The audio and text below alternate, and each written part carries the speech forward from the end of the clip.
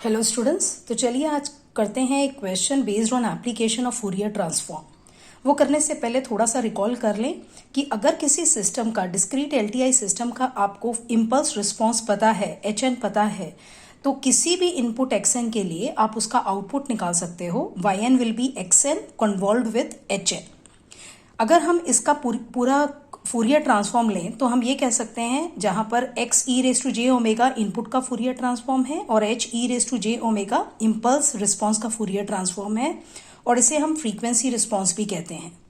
तो अगर हम ये लास्ट इस कॉन्वोल्यूशन प्रॉपर्टी को यूज करें तो यहाँ पर हमें पता है कि अगर हम इसका फूरियर ट्रांसफॉर्म लें तो Fourier transform of output is equal to Fourier transform of input multiplied by frequency response.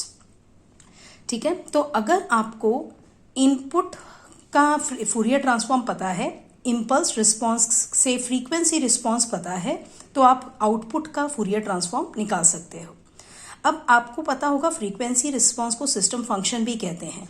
मतलब कि अगर सिस्टम में गेन, किसी फिल्टर सिस्टम में गेन 1 हो, गेन 1 होना मतलब है कि output is equal to input हो, तो उस केस में जो अपना फ्रीक्वेंसी रिस्पॉन्स का फूरियर ट्रांसफॉर्म होगा वो 1 होगा। और अगर कोई सिस्टम किसी फ्रीक्वेंसी को ब्लॉक करता है तो उस केस में हमारा जो मतलब किसी भी इनपुट के लिए किसी जिस फ्रीक्वेंसी की इनपुट को वो ब्लॉक कर रहा है, ठीक है, कोई इनपुट है पर्टिकुलर फ्रीक्वेंसी का, अगर उसको ब्लॉक कर रहा है तो उस केस में अपना Y E raise to J omega 0 आना चाहिए। वो कब 0 आएगा? जब अपना फ्रीक्वेंसी रिस्पॉन्स उस फ्रीक्वेंसी के लिए 0 होगा। तो चलिए ये क्वेश्चन देखते हैं। Design a 3-point FIR filter with impulse response HN is alpha beta alpha and amplitude response blocks the frequency f is equal to 1/3 and passes the frequency f is equal to 1/8 with unity gain. Also find DC gain. पहले ये question का मतलब समझिए। आपको design करना है इस filter को। इट मीन्स एच एन जो इम्पल्स रिस्पॉन्स दिया है उसमें आपने यहाँ पर अल्फा बीटा अल्फा लिखा हुआ है, तो आपको अल्फा बीटा अल्फा की वैल्यूज पता करके एच एन में लिखनी है, तो वो आपका डिजाइनिंग पार्ट कंप्लीट हो जाएगा। लेकिन अल्फा बीटा अल्फा की वैल्यूज कहाँ से निकालोगे?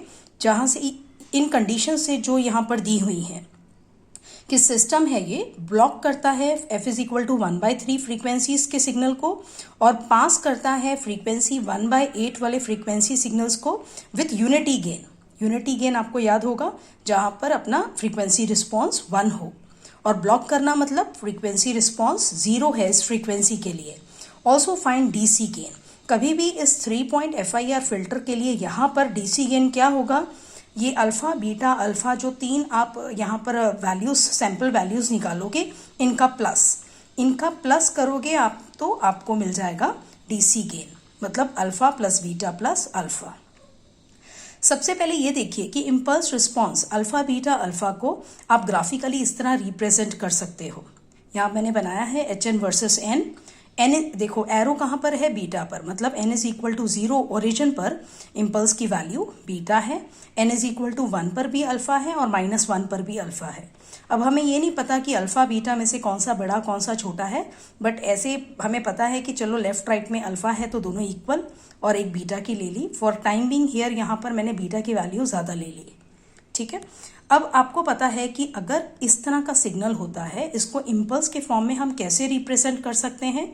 H N is equal to जो इसकी हाइट है, वैल्यू है alpha into delta of n plus 1, क्योंकि ये कहाँ पर है डेल्टा, इम्पल्स कहाँ पर है? n इज इक्वल टू -1 पर है, तो डेल्टा n प्लस 1 अगर आप ब्रैकेट को 0 इक्वेट करोगे तो आपको n इज इक्वल टू -1 ही मिलेगा। प्लस दूसरी इम्पल्स कहाँ पर है? n इज इक्वल टू 0 पर, हाइट कितनी है? b, तो beta into delta n, plus तीसरी जो इम्पल्स है उसकी हाइट अल्फा है, इस करके coefficient alpha into delta n-1, क्योंकि ये कहाँ पर एग्जिस्ट कर रही है? n इज इक्वल टू 1 पर। n-1 को 0 करो तो n इज इक्वल टू 1 मिलेगा। तो ये तो आपको आता ही होगा कि किसी इस तरह के इम्पल्स वाले सिग्नल को कैसे रिप्रेजेंट किया जाता है ग्राफिकली और यहाँ पर इम्पल्स के फॉर्म में। अब आपको ये भी पता है कि अगर हम इस पूरी इक्वेशन का फूरियर ट्रांसफॉर्म निकालें तो हम किस तरह निकाल सकते हैं, क्योंकि आपको Fourier transform of delta N पता ही है कि 1 होता है। ठीक है, तो यहाँ पर हम फ्रीक्वेंसी शिफ्टिंग प्रॉपर्टी यूज करेंगे। तो एच ऑफ एन का फ्रीक्वेंसी फूरियर ट्रांसफॉर्म होगा frequency response H e raise to J omega, यहां पर टी लिखने की जरूरत नहीं थी, h e raise to J omega is equal to alpha.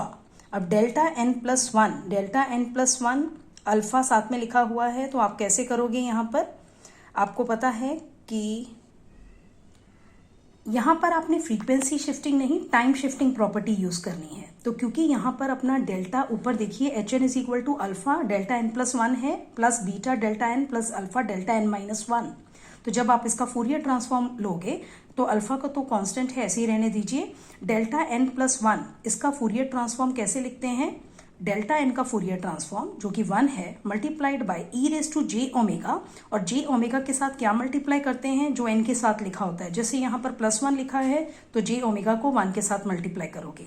इसी तरह प्लस करके नेक्स्ट टर्म क्या आएगा अपना? Beta E raise to J omega, N के साथ 0 कुछ नहीं है मतलब 0 है, तो हम जे ओमेगा इंटू 0 और इस पूरी चीज को मल्टीप्लाई करेंगे डेल्टा एन के फूरियर ट्रांसफॉर्म के साथ जो कि 1 है। प्लस इसी तरह हमारा थर्ड टर्म आ जाएगा alpha E raise to minus J omega, क्योंकि जे ओमेगा को हमने -1 के साथ मल्टीप्लाई किया है, और multiplied by Fourier transform of delta N 1। यहां पर हमने टाइम शिफ्टिंग प्रॉपर्टी यूज की है। अब इसको नीचे इज इक्वल टू क्या लिखोगे आप? बीटा के जो साथ है ई रेज टू 0 हो जाएगा, वो 1 है तो बीटा सिर्फ रह जाएगा, plus alpha E raise to J omega plus alpha E raise to minus J omega. अब आप अल्फा को कॉमन ले लीजिए सेकेंड और थर्ड टर्म से, तो बीटा प्लस अल्फा ब्रैकेट में आ जाएगा e raise to J omega plus e raise to minus J omega. आपको अच्छी तरह पता है कि e raise to J omega plus e raise to minus J omega को हम टू कॉस ओमेगा लिख सकते हैं। तो यहाँ पर फिर लिखने के बाद हम इसे लिख सकते हैं कि H of E raise to J omega, कई बार एच ऑफ जे ओमेगा भी लिखा होता है सिर्फ, is equal to beta plus 2 alpha cos omega की जगह आप 2 पाई एफ लिख दीजिए, क्योंकि क्वेश्चन में जो कंडीशंस हैं वो फ्रीक्वेंसी एफ को लेकर हैं। अब आपने एच निकाल लिया है, frequency response H e raise to J omega निकाल लिया है, तो अब हम कंडीशंस यूज करते हैं अल्फा बीटा की वैल्यूज फाइंड करने के लिए। कंडीशन क्या दी थी कि फ्रीक्वेंसी 1/3 के सिग्नल्स को वो ब्लॉक करता है सिस्टम, मतलब उसका फ्रीक्वेंसी रिस्पॉन्स 0 होना चाहिए। तो यहाँ पर अगर हम फ्रीक्वेंसी रिस्पॉन्स का ऊपर जो एक्सप्रेशन अभी हमने डिराइव किया है उसको यूज करें, बीटा प्लस 2 अल्फा कॉस 2 पाई, एफ की जगह पे आप क्या डालोगे? 1/3। तो अगर आप इसको कैलकुलेट करोगे cos 2 पाई बाई 3 को, तो इसका आंसर अगर आप डाल के देखोगे तो कैलकुलेटर से कर सकते हो, या 2 पाई बाई 3 आपको पता है कि 2 इंटू 180/3, तो cos 120 आ जाएगा। आप कैलकुलेटर भी यूज कर सकते हो। तो यहाँ पर आप देखते हो सिंप्लीफाई करके alpha is equal to beta आ रहा है, तो मतलब हमें पता चल गया कि हमारा अल्फा और बीटा इक्वल हैं, पहली कंडीशन से पता चला है। अब हम दूसरी कंडीशंस देखते हैं। लिखा था कि फ्रीक्वेंसी जिसकी सिग्नल्स की फ्रीक्वेंसी 1/8 है, उनको ये गेन उन फ्रीक्वेंसीज के लिए यूनिटी गेन है। यूनिटी गेन मतलब मैंने आपको पहले भी बताया था, यूनिटी गेन मतलब हमारा output is exactly equal to the input. तो उस केस में अपना फ्रीक्वेंसी रिस्पॉन्स 1 होगा यूनिटी गेन के लिए। तो अगर हम इसी एक्सप्रेशन को दोबारा बीटा प्लस 2 अल्फा कॉस 2 पाई एफ को 1 को इक्वेट करें, लेकिन अब हम एफ की वैल्यू डालेंगे 1/8। तो अगर कैलकुलेटर यूज करोगे तो आप 0.707 लिख दोगे, अदरवाइज आपको पता है कि cos 2 पाई बाय 8 मतलब cos pi by 4। So cos 45 degree 1/√2 है। तो यहां पर उसकी वैल्यू पुट करके आप देखोगे कि अल्फा की वैल्यू, यहां देखिए अल्फा की वैल्यू आ रही है अपनी 1/1 प्लस √2। और क्योंकि अल्फा और बीटा इक्वल है तो alpha is equal to beta is equal to 1/1 plus √2। तो अब हमें डिजाइन करना था सिस्टम। डिजाइन करना मतलब हमें इंपल्स रिस्पॉन्स को दोबारा लिखना है। हमारी इंपल्स रिस्पॉन्स क्या दी थी? Alpha beta alpha. तो अब अल्फा बीटा अल्फा की वैल्यूज डालिए, लेकिन यहाँ पर तो चलो अल्फा बीटा इक्वल हैं तो तीनों जगह सेम वैल्यूज आएंगी, पर ये एरो डालना नहीं भूलना, क्योंकि जब भी हम इस तरह से कोई सीक्वेंस को लिखते हैं तो ओरिजिन वाली वैल्यू शो करते हैं, ओरिजिन। तो एरोज डालना है यहाँ पर एचएन में। तो दिस इज रिक्वायर्ड डिजाइन। तो डिजाइनिंग पार्ट हमने कर दिया। अब नेक्स्ट पार्ट था डीसी गेन। डीसी गेन आपको पता है डीसी सिग्नल के लिए फ्रीक्वेंसी कितनी है? 0। तो ओमेगा इज इक्वल टू 0 हो जाएगा, क्योंकि F is 0, omega is 2 pi, F is 0। और इसके लिए हमारा जो मैंने आपको पहले भी बताया था कि अगर अपना एच एन ये है, अल्फ़ा बीटा अल्फ़ा, ये सैम्पल वैल्यूज़ हैं इम्पल्स रिस्पॉन्स की, तो यहाँ पर डी सी गेन होगा sum of the coefficients. Sum of the coefficients मतलब alpha plus beta plus alpha. तो अल्फ़ा 2 अल्फ़ा प्लस बीटा आ जाएगा, लेकिन अल्फ़ा और बीटा इक्वल ही हैं, तो 3 अल्फ़ा आ जाएगा। और आप अल्फ़ा की वैल्यू ऊपर निकाल चुके हो, तो अल्फ़ा की वैल्यू पुट कीजिए, तो डी सी गेन आएगा अपना 3/1 प्लस √2। उम्मीद है आपको ये सम समझ में आ गया होगा। So see you in the next video. Good bye.